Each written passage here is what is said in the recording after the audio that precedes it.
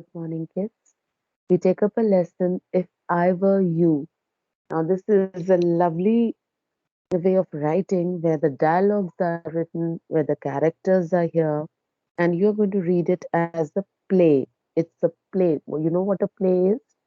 Anything which is performed on a stage which has number of characters. Okay? So I took up this different work because in class 6 you will be definitely finding it really new to go through this pattern of English. Okay, so we begin with this lesson. If I were you. Now, Gerard lives alone in a lonely cottage. A criminal enters his cottage to murder him and take on his identity. What should Gerard do? Come on, think of the possibilities. Run out of the cottage. They have given you one. What else? Come on, think and answer. What else?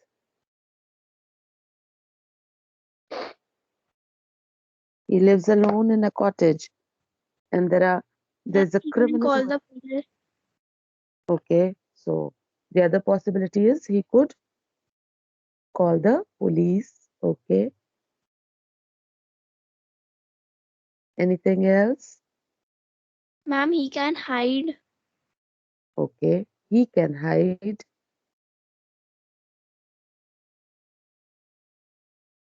What else? Come on, come on.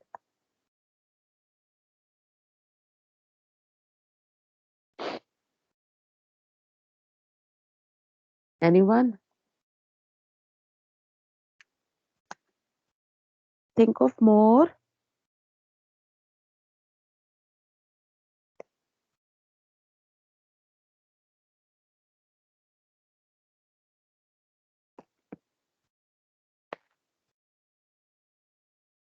He could use his wit and power. You know what wit is? Huh? Do you know what is the meaning of wit? No, ma'am. No, ma'am. The akkal, सूझबूझ is called wit. Okay, okay. Yes, ma'am. So you can write, he can use his wit and power in occupying the criminal's mind. He can use his wit, W-I-T, wit, and power to occupy, OCCUPY, occupy the criminal's mind. CRIMINAL, criminal apostrophe S, criminal's mind. Okay, now let us come to the play and let us read it out. Now, a small cottage interior. When the curtain rises, Gerard is standing by the table making a phone call. He is of medium height and wearing horn rimmed glasses. He is dressed in a lounge suit and a great coat. His voice is cultured. So now, just the opening sentence tells you a lot about the character. He lives in a small cottage. He is alone. He's talking on a phone next to the table, and his height has been told. What all he's wearing is told. Horn rimmed glasses. This is a variety of a glass. That means his eyesight is poor. He's dressed in a loud suit. That means he's casually dressed up, and but he's wearing a great coat, and he has a cultured voice. This means he's well behaved. He is full of etiquettes. Okay. So now, Gerard. Now he's talking on the phone. So let us see. Well, tell him to phone up directly. I must know. Yes, I expect I'll still be here, but you mustn't count on that. In about 10 minutes' time. Right. Oh, goodbye. So now, just as a conversation is held on a telephone, this is just a brief conversation where half of the messages are just conveyed because the other half The other person is talking on the other side. So the conversation could be heard on Gerard's part, where the curtain opens and he's telling he's directly on the phone. He can wait and tell him to call him directly. That means that person has to tell somebody to call him directly in about 10 minutes time. Now this is the time also which is given. Right, ho, good boy. And then he puts the phone and goes to the divan on the left where there is a traveling bag and starts packing. Whilst he is thus engaged, another man, similar to build to Gerard, enters from the right silently, revolver in hand. He's flashily dressed in an overcoat and a soft hat. He bumps accidentally against the table, and at the sound, Gerard turns quickly. So now, after the phone call, Gerard just puts his phone down and sits on a divan which is to the left side.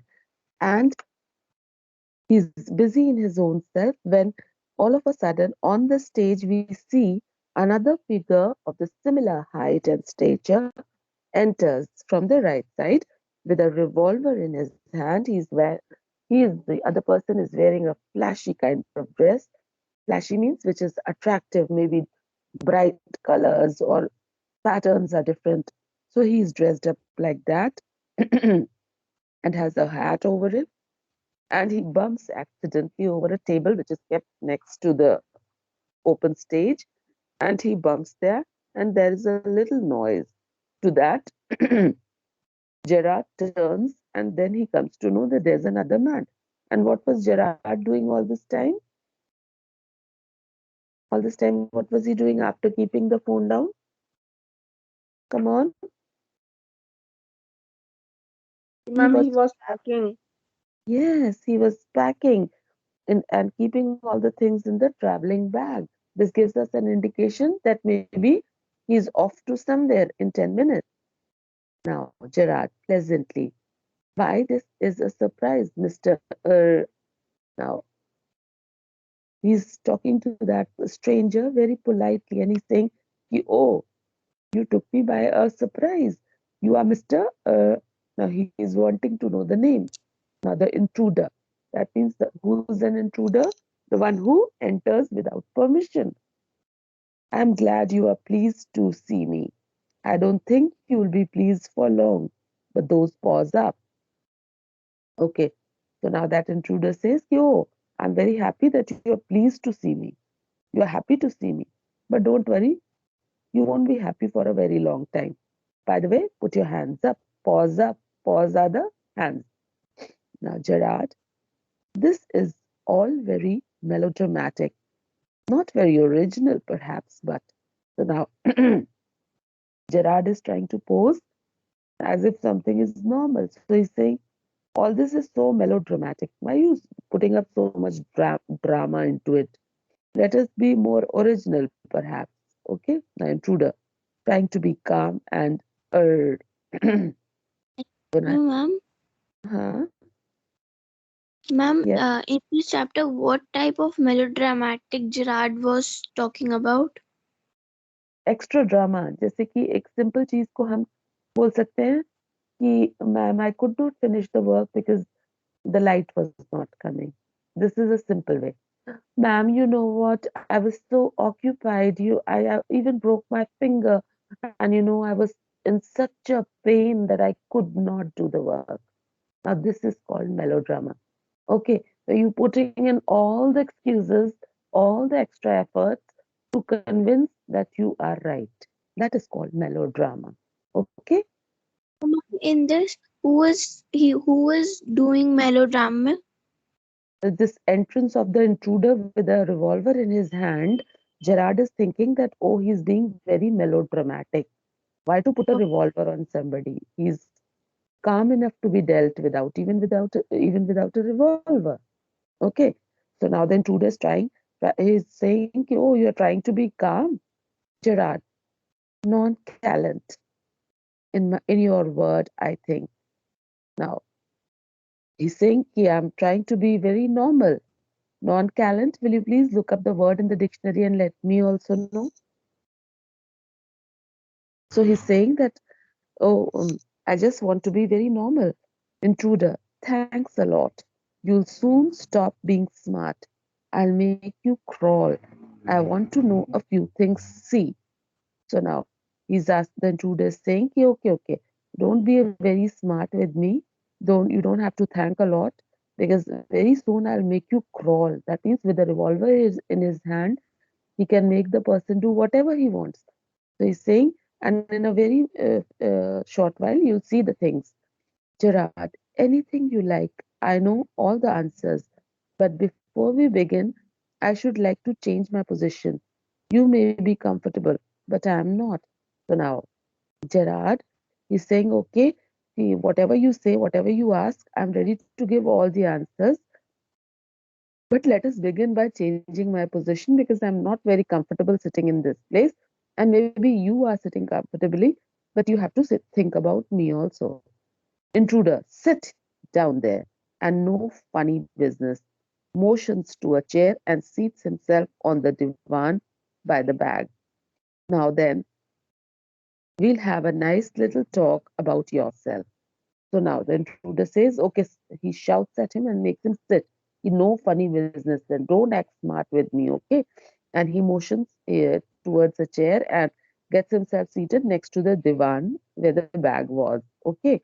And now he's saying, okay, I have a little question, a little talk we should have. Let us begin. So now Gerard answers, at last, a Excuse me, ma'am. sympathetic audience. Yes, Ma'am, Intruder was a criminal.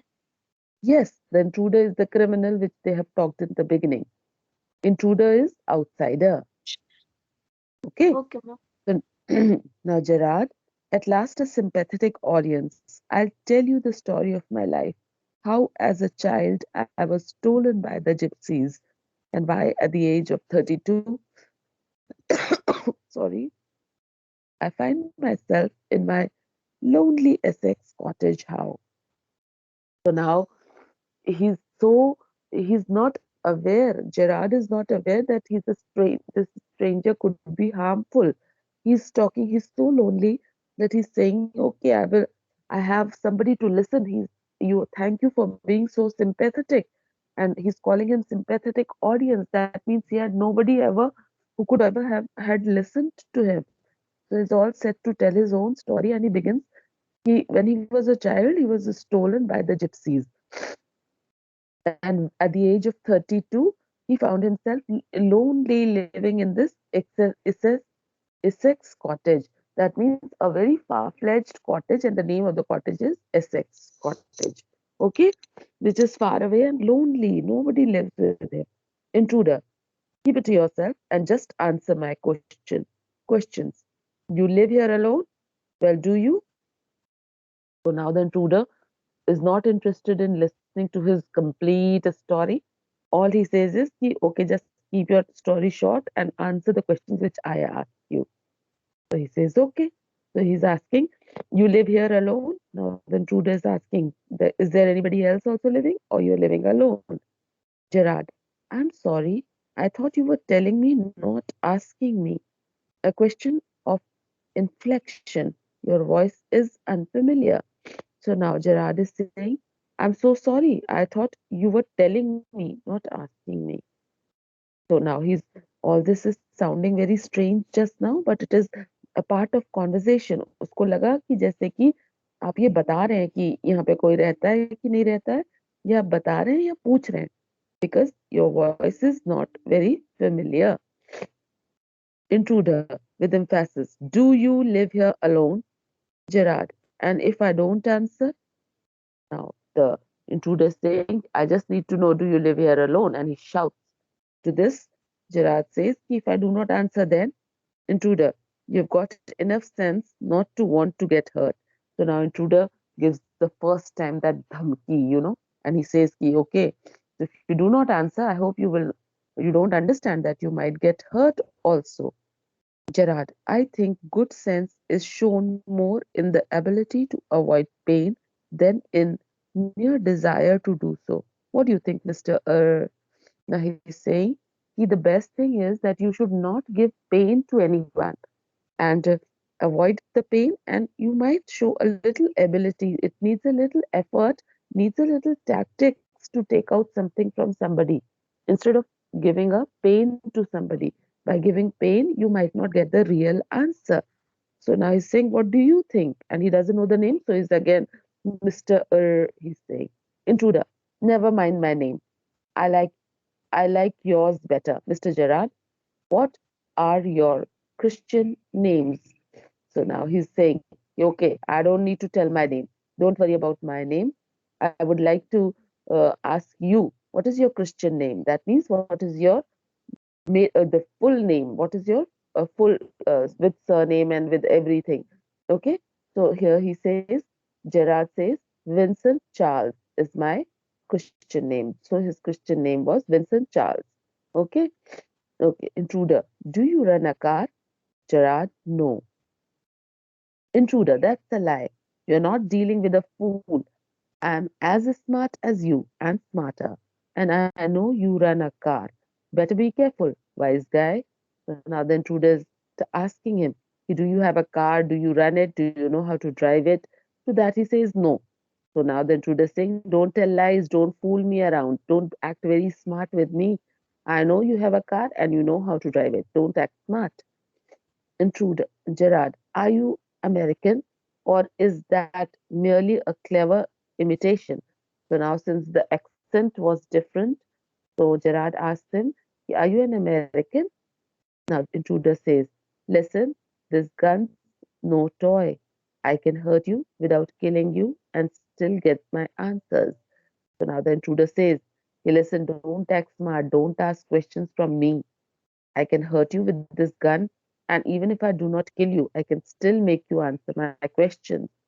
Gerard, of course, if you put it like that, I'll be glad to assist you. I do possess a car, and it's in the garage round the corner. So now Gerard says, okay, since if you decide to be nice, I would definitely answer. I'll be glad to assist you. I will be glad to answer all your queries. Then he says, yes, I do possess a car and it's in the garage round the corner. Now he says, that's better. Do people often come out here? So now his next question, do the people come here visiting you? Gerard, very rarely. Surprisingly, few people take the trouble to visit me. There's the baker and the greengrocer, of course, and then there's the milkman, quite charming, but no one so interesting as yourself. So now Gerard answers, yes, there are very few people, not many people visit me. These are only the people who are doing the daily chores who visit me, like the baker, the greengrocer, the milkman. And he calls the milkman charming also. So then he says, but they are all of no use when you are here because you are a very interesting person. I'm interested in you. Intruder, I happen to know that you never see straight people.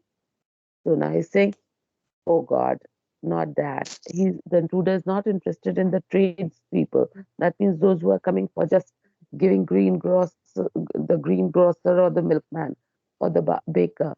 He's talking about the other people, the relatives or anybody else. Gerard, you seem to have taken a considerable amount of trouble. Since you know so much about me, won't you say something about yourself? You have been so modest. So now Gerard says, oh, you know everything about me. You know that these stray people visit me. You already know that you are telling me. But then you know so much about me. How about you telling me something about your own self? I will be very glad to know. And it'll be so modest of you. So modest means it'll be so comfortable and cozy to hear from you also. Intruder, I could tell you plenty. You think you are smart, but I am the top of the class round here. I've got brains and I use them. That's how I've got where I have. So now the intruder says, yo, don't be very smart because I'm smarter than you. And don't you think because of my smartness, by using my brains, I am here doing what I wish to? Gerard, and where precisely have you got? I didn't require a great brain to break into my little cottage. So Gerard says, Acha, you think you are very brainy, and with this brain you have landed up here. This is what you wanted to? Because to enter my cottage, it doesn't need a lot of brain to enter here. You could have come anyhow, intruder. When you know why I have broken into your little cottage, you'll be surprised and it won't be a pleasant surprise. So now the intruder says, okay, okay, okay. You think that by the time you'll realize that why I have come to this cottage, you won't be surprised. You would not like it. It is not going to be very pleasing to hear from my answer. We stop here for today. Please go through this again and see that if you have understood, because this is